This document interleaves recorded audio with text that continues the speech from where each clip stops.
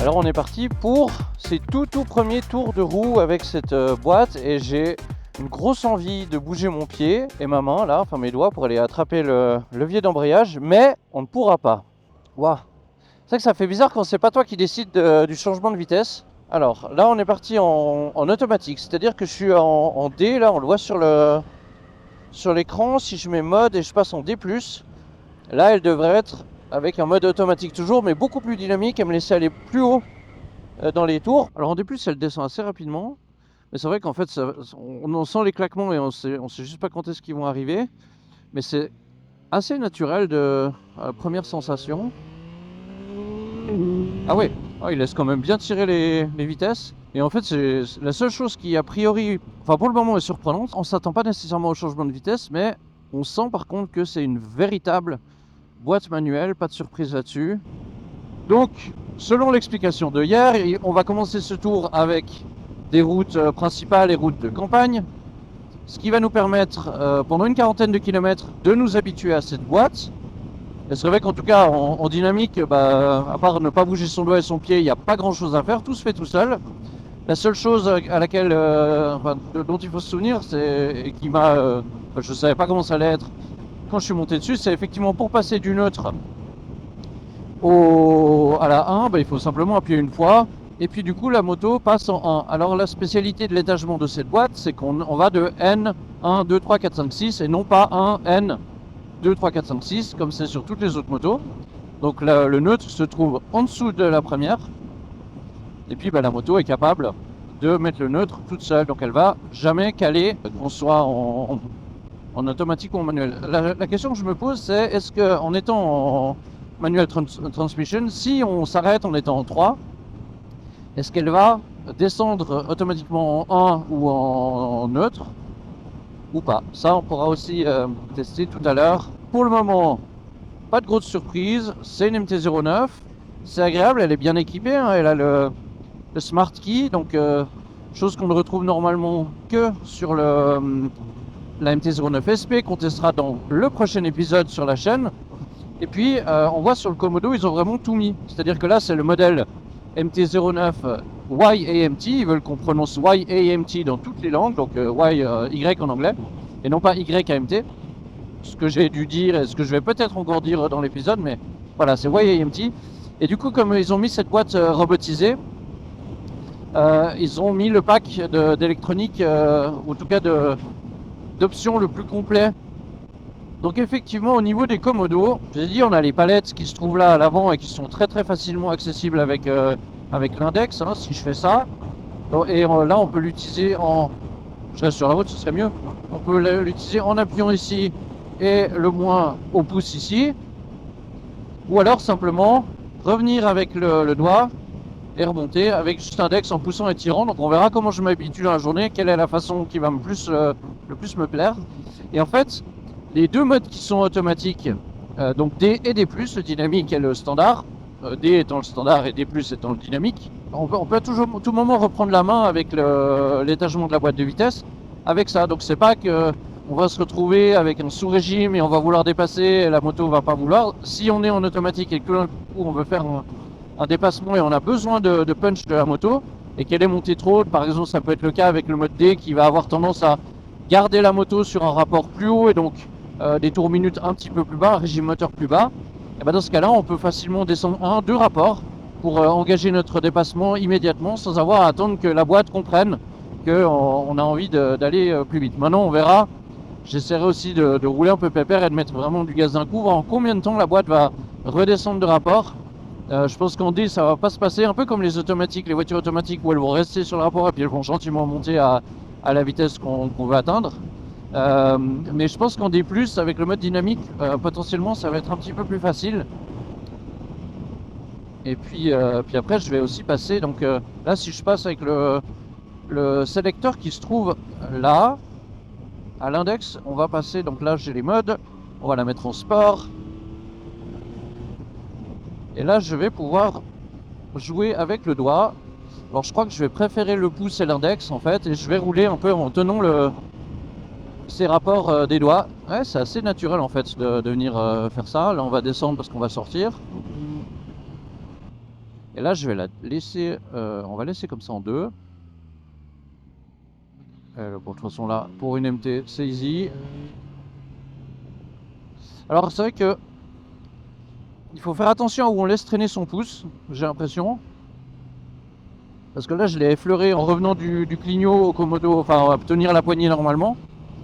Je l'ai effleuré et ça aurait pu descendre une vitesse sans que je m'y attende, mais je pense que ça, c'est une question d'habitude. Après le petit moment qu'on va passer là, je pense que ça ira tout seul. Là, je suis en 4, on va descendre à 40. On va voir si la boîte, elle décide de descendre toute seule. Là, pour le moment, pas. Elle reste en 4, donc autant dire que, bon, non, ça va. Ce 3 cylindres de chez Yamaha, il est quand même assez spécial, assez extraordinaire, parce que en 4, là, on n'est vraiment pas à très très haute vitesse.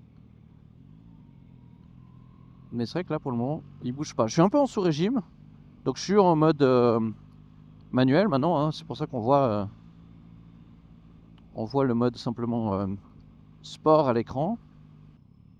Ah, je crois qu'elle... Ah putain, j'ai voulu attraper le... C'est vraiment bizarre, hein. Quand on arrive comme ça, on a très très envie d'embrayer. J'ai le doigt qui est parti, je sais pas si ça s'est vu à la caméra. Alors pour changer de mode, il faut effectivement avoir relâché la poignée de gaz. Bon, par contre, j'imagine qu'avec ce système-là, en tout cas vu comme c'est parti, une fois qu'on a réussi à se coordonner, faire des wheelings, ça doit pas être très compliqué. Alors, bien sûr, les wheelings à la sirette, ça va être un peu plus compliqué. C'est pas du tout une moto qui est faite pour les stunters. Par contre, c'est une moto qu'on peut emmener a priori partout. Ils nous l'ont indiqué hier. L'usage piste n'a pas été exclu par Yamaha pour cette moto, vu qu'ils l'ont indiqué dans la présentation. Et c'est vrai qu'au final, on a une MT-09 qui est totalement normale, on va dire. Et aussi une chose que Yamaha a voulu pour ne pas stigmatiser, on va dire, les gens qui vont prendre cette moto. Et qu'on les reconnaisse parce qu'il y a un gros YAMT qui est marqué quelque part sur la moto. Il n'y a aucun signe à part le fait qu'il n'y ait pas de levier d'embrayage et de sélecteur de vitesse. Il n'y a aucun autre signe sur la moto qui indique que c'est une YAMT. Et la moto est disponible exactement dans tous les mêmes coloris que les versions standards. À une exception près, bien sûr, mais à voir si ça arrive par la suite, c'est la SP. Mais ce que nous disait Yamaha hier à la présentation, en fait, c'est qu'ils ne veulent pas remplacer la boîte manuelle avec ce système. Mais c'est vrai que, vu comment ça évolue dans le domaine automobile, en général, enfin, tout ce qui est mobilité, avec des véhicules électriques qui n'ont plus de boîte de vitesse, avec la boîte automatique qui est un peu devenue le standard maintenant sur les voitures. Vous essayez de trouver une voiture de sport, un moteur qui sort, on va dire, plus de 200-300 chevaux. Ça devient compliqué de trouver des modèles avec des boîtes 100% manuelles. Et les aficionados de la boîte manuelle qui pensent encore qu'ils peuvent passer, alors là je vais peut-être pas me faire des amis, mais ceux qui pensent encore qu'ils peuvent passer les rapports plus rapidement qu'une boîte robotisée, ou alors par plaisir, hein, et ça je le comprends à 200% par contre, parce que c'est vrai que moi j'ai l'impression de manquer de naturel en ce moment là, et du coup je veux pas dire plaisir, parce qu'est-ce que finalement de devoir embrayer et déplacer son pied pour changer les vitesses c'est un plaisir? Non, c'est une habitude qu'on a pris en apprenant à faire de la moto, hein. Et on est a priori tous passés par là, ceux qui roulent maintenant des motos on va dire normales. Mais c'est vrai que voilà, là l'idée c'est de dire avec toute l'évolution qui se passe actuellement, avec de plus en plus d'automatisation et l'évolution des technologies, pourquoi est-ce qu'on devrait rester sur une ancienne technologie où le changement doit se faire manuellement, alors que finalement on peut avoir un système, un boîtier qui va gérer ça à notre place, qui va nous éviter de caler, qui va éventuellement nous éviter de nous tromper de rapport, quand on peut au final automatiser ça et mettre notre concentration sur autre chose que les changements de vitesse en synchronisant le pied et l'embrayage. Alors c'est clair qu'avec les quick shifters depuis quelques années qui se démocratisent ou qui sont présents sur quasiment toutes les motos, maintenant il y a encore quelques marques qui trouvent drôle de mettre ça en option, mais bon, ça va changer au fur et à mesure que les options les moins chères de la concurrence vont gentiment s'équiper avec des shifters d'origine. Le shifter en option, je pense que c'est quelque chose qui va disparaître. On est en train de le voir apparaître même sur des motos plus classiques. Je pense à Triumph, dont on a eu la... Ah, là j'ai le pied qui est parti tout seul en l'air. Les vieux réflexes reviennent, voilà. Je pense à Triumph là, qui commence à mettre des quick shifters sur sa gamme classique avec les Speed Twin, alors que c'était des boîtes 100% manuelles, enfin 100%, il fallait embrayer quoi. Jusqu'à maintenant, là ils commencent à le faire apparaître sur leur modèle classique. Donc c'est quelque chose qui va très probablement se généraliser sur les motos. Et voilà, et du coup on va aller de plus en plus vers cette évolution-ci. Et c'est vrai que tout d'un coup dire, bah voilà, tu veux devenir motard, ta voiture, elle est en automatique, mais si tu veux faire de la moto, bah, on t'oblige à avoir cette complication qui est l'embrayage, enfin la gestion de l'embrayage. Donc effectivement, à terme, c'est assez probable que ce soit quelque chose que, bah, voilà, que les marques décident de plus, ou que les gens n'aient plus envie de faire systématiquement, et qu'ils aient envie d'avoir de la simplicité, comme c'est le cas avec leur voiture, et de mettre leur concentration ailleurs que dans ces changements de rapport. Donc ça va pas remplacer, mais ça va venir complémenter les gammes. Et c'est pas par hasard hein, que Yamaha a choisi de sortir ça en tout premier sur la MT-09. C'est déjà parce que leur système il est différent de celui qu'on va trouver à la concurrence, à savoir, bah, c'est assez simple, hein, l'autre boîte automatisée, c'est chez Honda, qui a deux systèmes, hein, qui a le DCT qui est une boîte automatisée où pareil, pas de sélecteur de vitesse et pas de levier d'embrayage. Mais là c'est un système de DCT, ça veut dire Dual Clutch Transmission. Donc ça veut dire qu'il y a deux embrayages et qui sont sur deux arbres qui ont chacun un arbre de transmission gère les rapports pairs, donc 2, 4, 6 et l'autre 1, 3 et 5.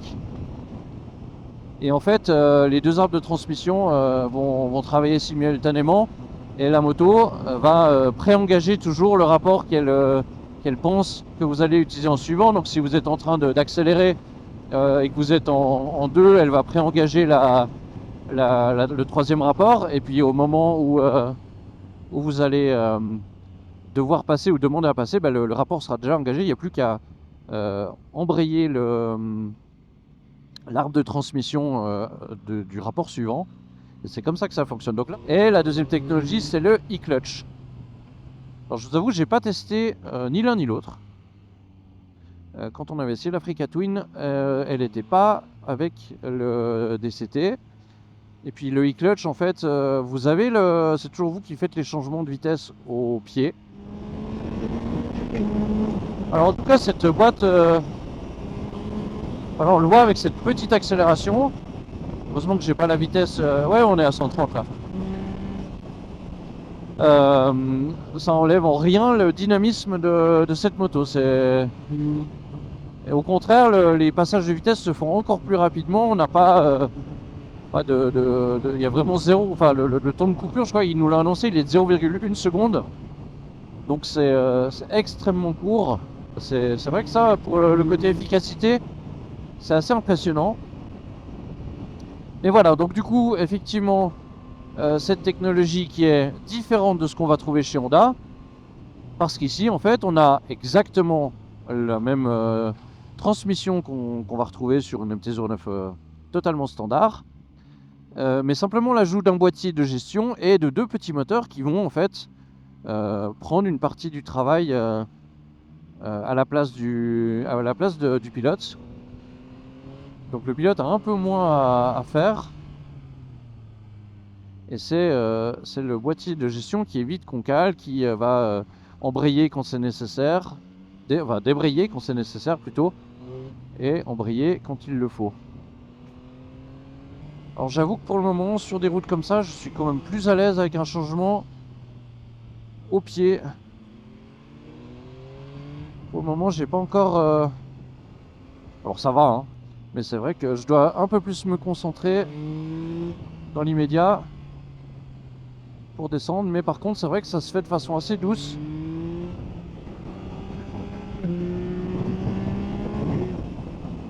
En tout cas là, quand on arrive en courbe et que j'ai downshifté 1 avec le pouce, c'est hyper smooth. On a un petit clac qu'on sent quand même dans le...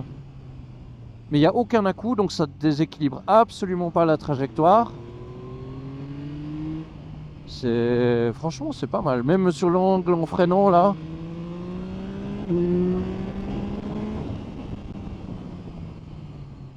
Bon bah une chose que je peux déjà vous dire, la personne qui s'achète une moto avec ce YAMT, il n'aura pas à rougir et il va pas être à la traîne par rapport à ses petits copains. C'est juste une autre façon de faire. Et plus on roule là, plus je la trouve intéressante.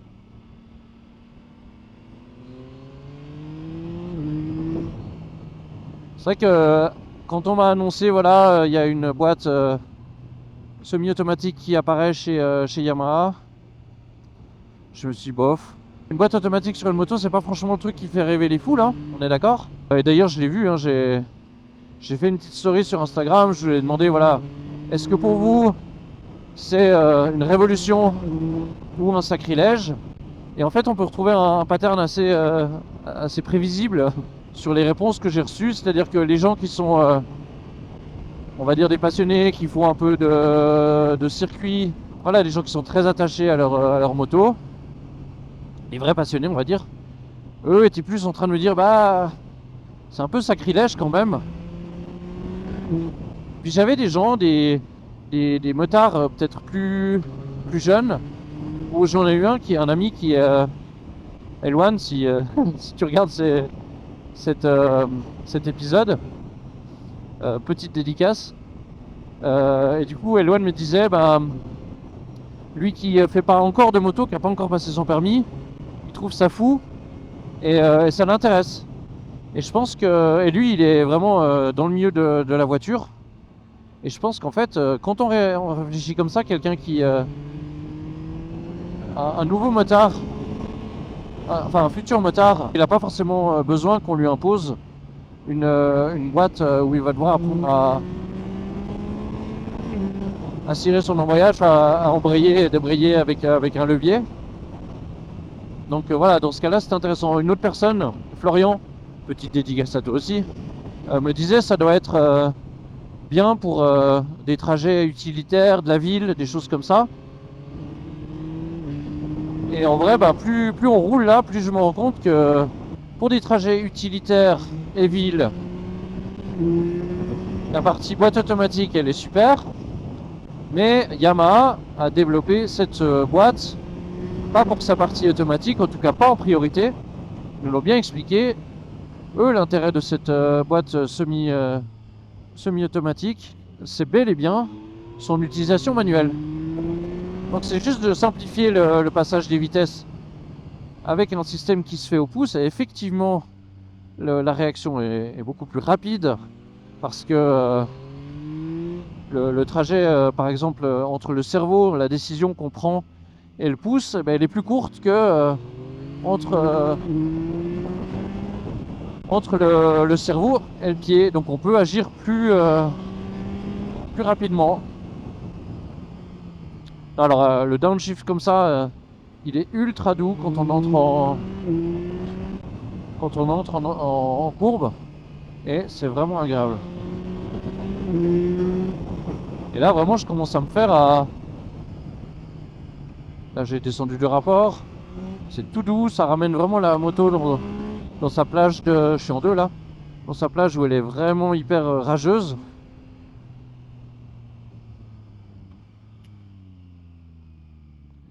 Et c'est pas mal. Alors là, on va s'arrêter, on va voir ce qui se passe.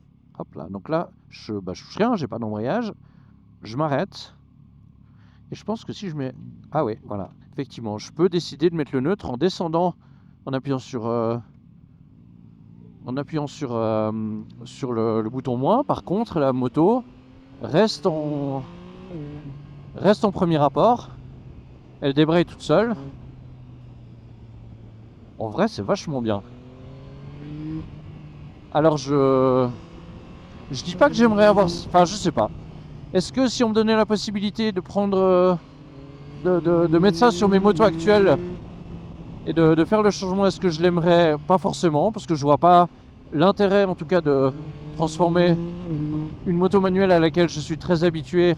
Si par la suite toutes les motos du marché venaient à être équipées d'un système de ce genre-là, et ben je pense pas que je serais dérangé du tout, parce que finalement le fun il est tout autant là, c'est juste la façon de changer les rapports qui diffère un petit peu. Mais l'efficacité de la moto reste le même, avec presque même un tout petit peu plus d'efficacité au niveau de la vitesse de passage avec ce système. Ah, eh ben elle nous a lâché un petit tas, c'est fort agréable là. Donc non, en aucun cas ça enlève du plaisir. C'est même... Ça lève. Alors je n'ai pas vu que j'étais en première. Enfin, pas senti. Parce que je peux quand même rouler à plus de 70 en première avec cette MT-09.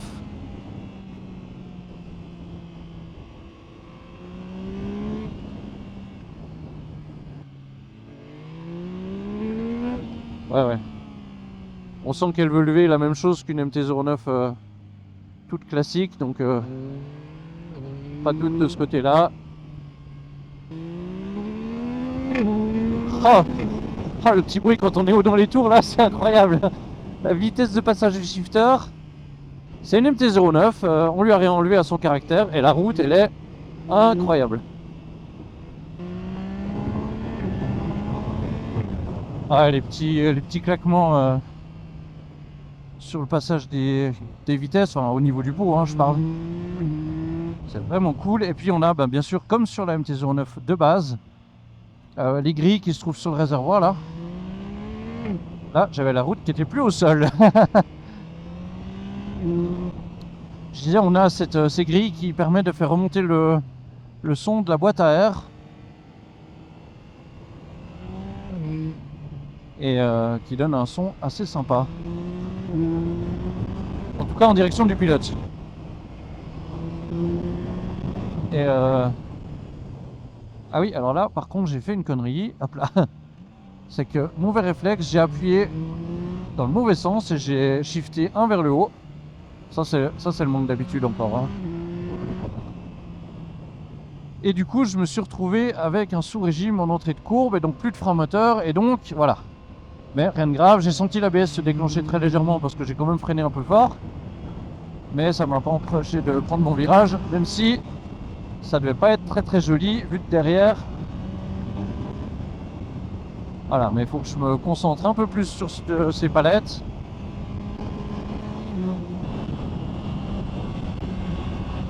Ce qui est génial aussi et qui permet, je pense, qui apporte aussi de l'agrément à cette boîte, c'est le fait que... Enfin, qui facilite son utilisation plutôt. C'est le fait que ce CP3, la MT-09, il est quand même méga souple. Et que du coup, si on devait, comme sur un bicylindre, ou un monocylindre, être plus régulièrement en train de shifter les vitesses, peut-être que ce serait un peu moins appréciable, je sais pas. Mais en tout cas là l'avantage c'est que même si on oublie un peu de shifter, ou qu'on est concentré sur une chose, sur une entrée de virage et tout, là la moto est tellement, le moteur est tellement souple. Hop là, ouais, va pas t'envoyer dans les cailloux loulou, c'est pas le moment, hein.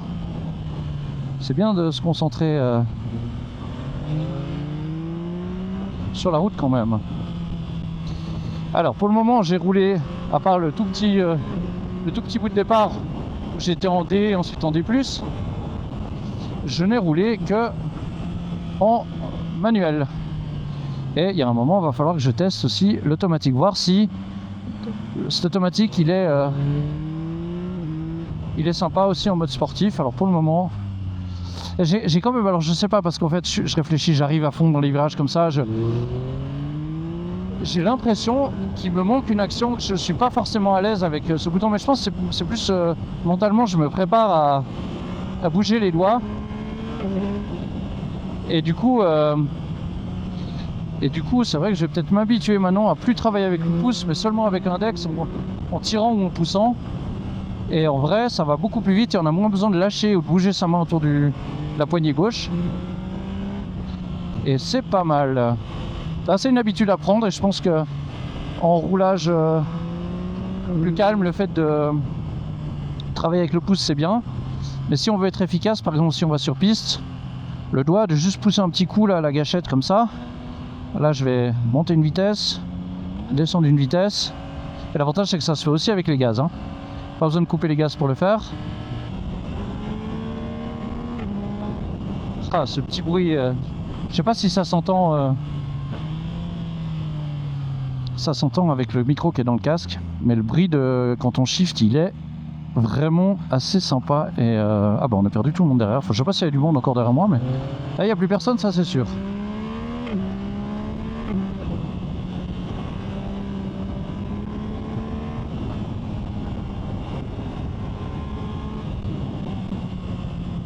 Alors on va tenter un truc là, c'est que je vais passer la moto en D+.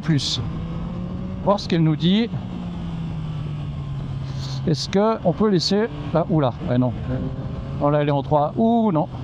Alors pour la conduite dynamique, même en D+, la moto là elle est en 3. Je vais remettre du gaz, elle redescend pas. Ouais non, alors problème réglé. Pour la route, le côté dynamique à fond. On va faire ça. Par contre le problème, alors je pense que ça c'est peut-être un setting, il faudra que je regarde. Mais du coup elle se refout à chaque fois en street, qui doit être le mode normal en fait, standard du D+. Et du coup au niveau puissance et tout, peut-être que le D correspond à un mode rain avec la puissance un peu réduite, je sais pas, on posera la question. Mais en tout cas quand on revient sur le mode manuel, elle se remet systématiquement en street. Et du coup ça, on n'a pas le... c'est pas ce que je veux. Et comme là c'est en route, il faut que j'ai le temps de couper les gaz et de me remettre en sport. Bon, c'est un clic donc ça va. Mais il faut lâcher le guidon quand même 2 secondes pour retrouver le mode le plus dynamique de ce moteur. Ça lève tout seul sur les petites bosses, c'est vraiment cool.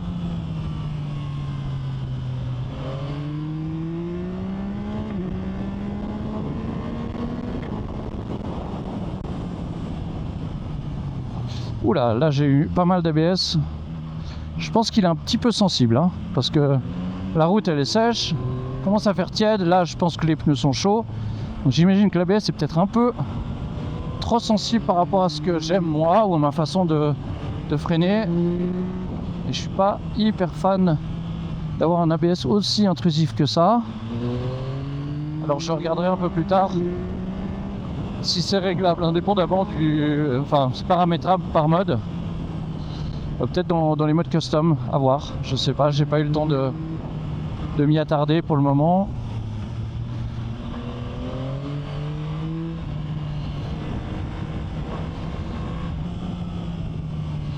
Et donc par rapport à ce que j'ai essayé tout à l'heure, en tout cas quand on roule comme ça un peu de façon dynamique, et pour le circuit, le mode automatique, faudra à mon avis complètement l'oublier, parce que là vraiment moi j'aime beaucoup travailler, je suis pas un gros utilisateur du frein arrière, hein. Oh, par contre là je viens de le toucher, il est extrêmement efficace, mais moi j'aime bien travailler avec un rapport, puis d'être assez haut dans les tours et d'utiliser le frein moteur de la moto, surtout que celle-là elle a beaucoup de couple, elle a beaucoup de frein moteur, donc on peut vraiment travailler sur ça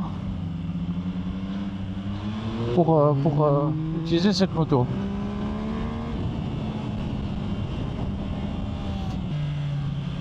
Voilà, et là l'avantage c'est qu'en travaillant sur le frein moteur, j'ai pas besoin de toucher le frein de la moto. Et ça me permet aussi de ralentir la roue arrière et de mettre la moto en courbe beaucoup plus facilement. Et j'ai l'impression que je me fatigue moins. Et le wheeling sur la petite bosse. Non franchement, alors là je peux assurer une chose, c'est que la Y AMT, c'est plus un outil de fun que le contraire. C'est juste une autre façon de passer ses vitesses, simplifiée, mais ça rend la moto presque encore plus joueuse.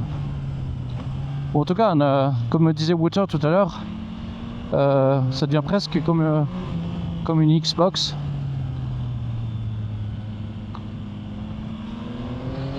On est plus sur une console de jeu que sur une moto. Et c'est vraiment hyper cool. Hop là. Tout en détente. Les petits passages de vitesse au shifter, incroyable. Je commence vraiment à le prendre en main. Alors voilà, il m'a fallu, on va dire, une petite heure de route. Et c'est ça qu'il faut, peut-être, pour réussir à conduire dynamiquement cette moto avec cette transmission assez particulière et nouvelle. Mais franchement, c'est hyper amusant. Ah, chiant, hein, je me dis aussi.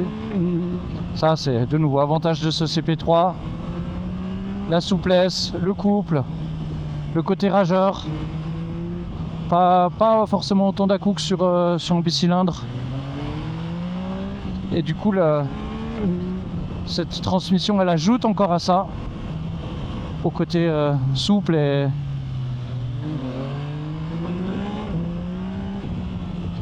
la souplesse de ces passages de rapport. On va repasser en 1, faire gueuler un peu ce moteur.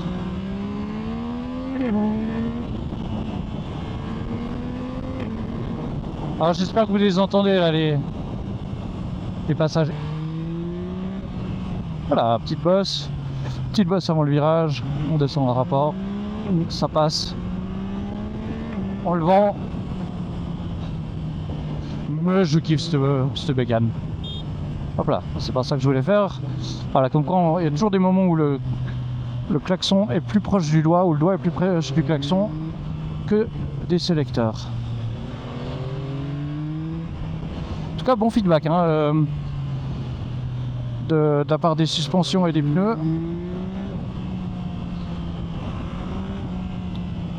Avec quand même pas mal de confort.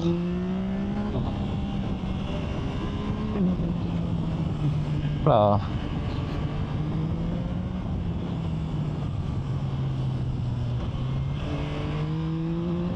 Et je commence à plus trop réfléchir à ce que font mes doigts. Donc c'est cool, ça devient un automatisme.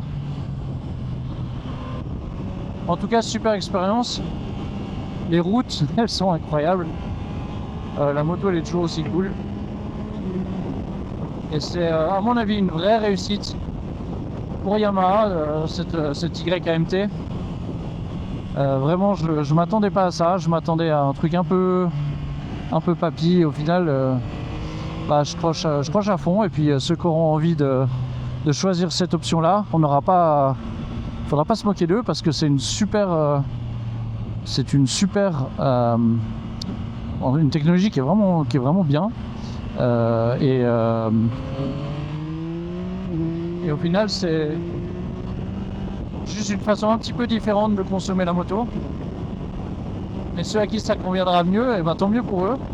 Et pour les gens qui ont envie de se mettre à la moto ou qui ont envie de se faciliter un petit peu le pilotage, et ben c'est une excellente solution. Et voilà. Et du coup, comme je disais, bienvenue avec une moto comme ça sur circuit. Ça va pas. C'est pas un truc qui va être ridicule. Au contraire. Et puis la différence de poids, j'en ai pas parlé parce qu'effectivement il y a forcément une différence de poids. Elle est seulement de 2,8 kg avec tous les équipements qui sont rajoutés sur la moto d'origine et sur la transmission d'origine. À savoir les deux petits moteurs, les câblages, le Ecomodo qui sont adaptés. Bon, bien que ce ne soit pas les deux petits boutons, les deux petites palettes en plastique qui doivent rajouter énormément de poids. Mais voilà, 2,8 kg de plus pour ce système complet par rapport à la MT-09. Alors c'est clair qu'en plus On enlève un levier d'embrayage et un sélecteur de vitesse.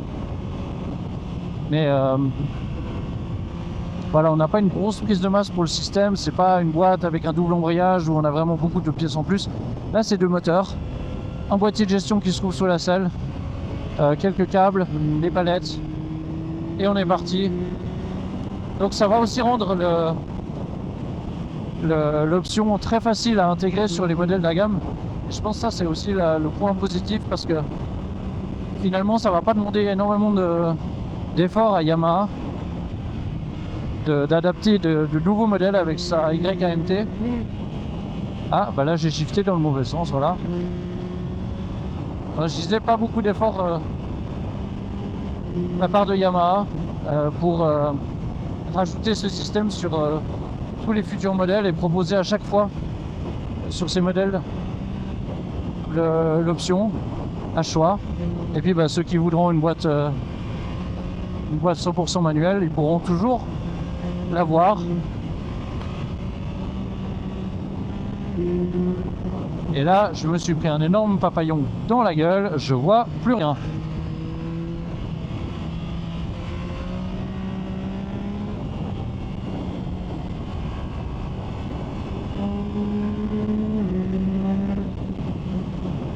Bon, est-ce qu'on en parle des routes et de la qualité du bitume et du plaisir qu'on prend là avec cette moto?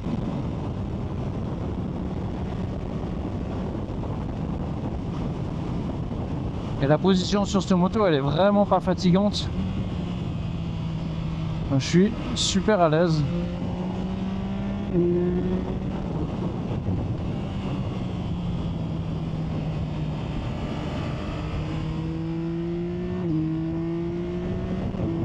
Alors vous noterez que c'était marqué 50, voilà, et qu'on est à 167. Hein. Ça c'est la joie des press ride. On va dire que c'est pour les voitures pour pas qu'elles finissent en bas le ravin là.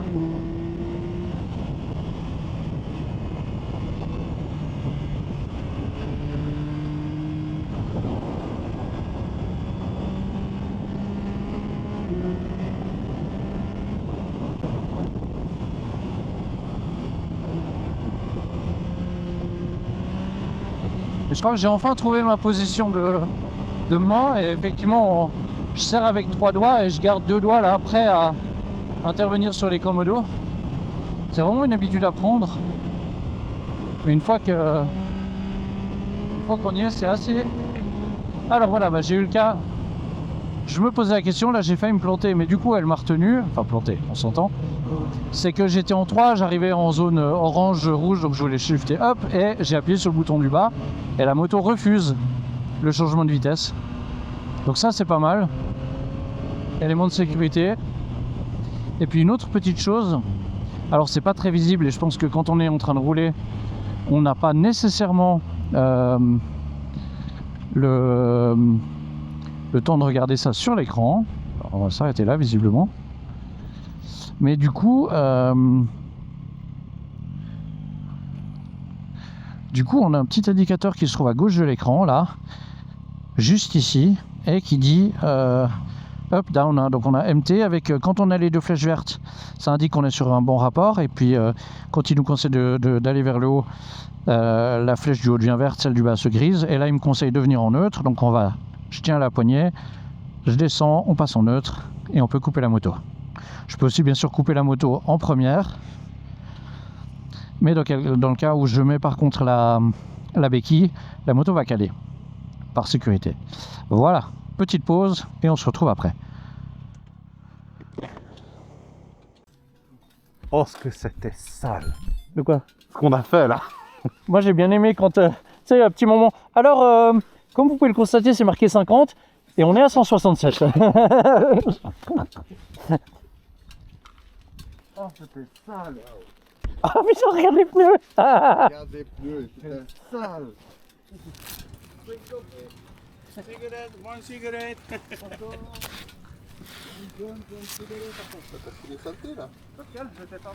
Ça colle, c'est bien. Bon, en conclusion, cette MT-09, en fait, elle n'est pas vraiment différente d'une MT-09 classique. C'est juste le système de transmission. Ça lui enlève aucune sportivité. Et puis, on a vraiment pu s'amuser avec ces petites palettes-là. Alors, il faut s'y habituer. Ça demande un petit peu de temps, mais ça fonctionne très bien. Alors, j'ai plein de gens qui m'ont dit non, sacrilège de mettre une boîte semi-automatique sur une moto, ça va pas. Alors bon, tous les habitués de la DCT chez Honda vous diront le contraire, parce que eux, je pense qu'ils en sont très contents. Mais du coup, allez l'essayer, profitez d'aller dans un garage. Toutes les concessions, normalement, à la fin de cet essai, auront une YAMT à disposition pour vos essais. Moi, je vous conseille une chose, c'est d'aller essayer parce que franchement, c'est bluffant et ça marche hyper bien. Franchement, j'espère que vous me mettrez, que vous irez essayer. Mettez en commentaire en bas de la vidéo ce que vous en pensez. N'oubliez pas de liker la vidéo, de vous abonner pour recevoir les prochaines. Nous, on se retrouve très bientôt pour l'essai de la même moto, mais dans sa version SP. Je vous retrouve très vite. Allez, ciao!